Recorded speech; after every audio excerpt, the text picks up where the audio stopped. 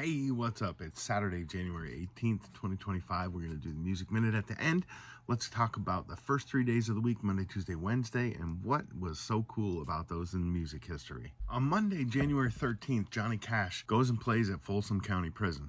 Now, despite contrary belief, Johnny Cash never spent any time in prison. He was jailed a couple times on some minor misdemeanors, mostly just for an overnight stay. He was very much an advocate for the treatment of prisoners. Johnny Cash also wanted to instill some hope and give these guys a break from prison life. And that's why he decided to do these concerts. And he spoke to 7 different presidents about the treatment of prisoners and how they could make it better. Not only did he perform at over 30 prisons, but he also got to talk to some of the inmates. And he heard numerous stories about the treatment, about their lives, so on and so forth. There was a reason why Johnny Cash always wore black.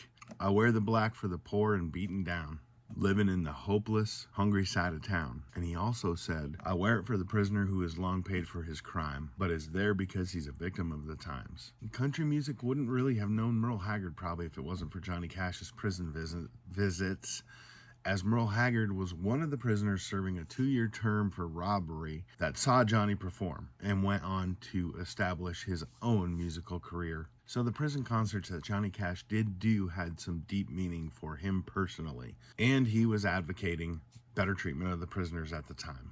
January 14, 1966, David Jones changes his name to David Bowie in conjunction with the release of his first album. Born on January 8, 1947, David Bowie was a pioneer of a lot of different music and is one of the most influential musicians throughout the 20th century. The name change came about because of the Monkees' Davy Jones. He didn't want any confusion between the two, so he took what he liked about knives, the Bowie knife, and ran with it. It worked. David Bowie was active for 50 years with a couple short breaks in acting and music and writing music and arts and all sorts of stuff like that, right up until his death, which he had just released an album. During David's lifetime, he sold over 100 million records. That makes him one of the best-selling artists of all time. It's January 15th, 1994, and Harry Nilsson dies. A famed drinking partner of John Lennon, Harry was a singer-songwriter that achieved his success in the early 70s and never really performed or went on tours or any of that. In 2015, he ranked 62 on Rolling Stone's most creative and best songwriters of all time. Best known for tunes like Without You, Everybody's Talking, and one of my favorites, Coconut. Put the lime in the coconut, you drink them both together. In the 60s, he even had some success writing songs for people like Little Richard. Little Richard heard him sing and said, man, you can sing good for a white boy. You'll know Harry Nilsson's songs, especially his popular ones. Go check him out. He was a very influential, otherwise known as, American Beatle.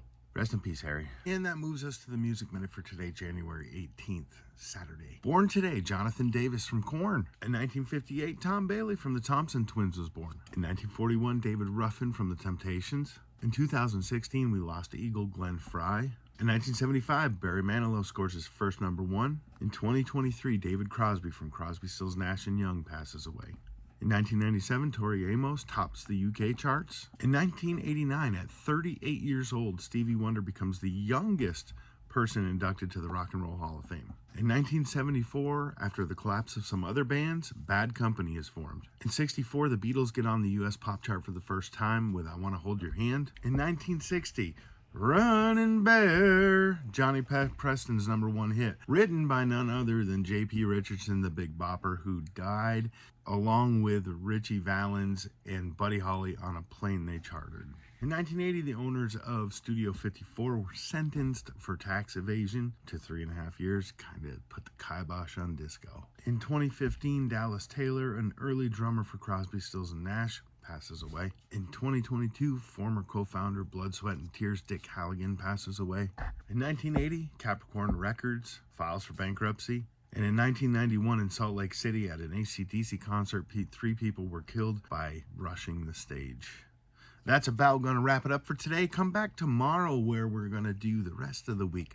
Thursday, Friday, Saturday, Sunday, the best of the best for the week. Thanks for hanging with me. I love you guys. Please don't forget to go subscribe to my YouTube. And if you're looking for new musical gear, payment plans anyone can afford, check out the links in my bio. Check out the links below.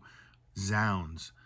Great musical gear. I've got a lot of stuff from them. They're fantastic. The shipping is fast. Product is all the brand names you're used to. Great stuff, great pricing, flexible payment plans any musician can afford. Peace, y'all. Hit all the buttons, and we'll see you tomorrow.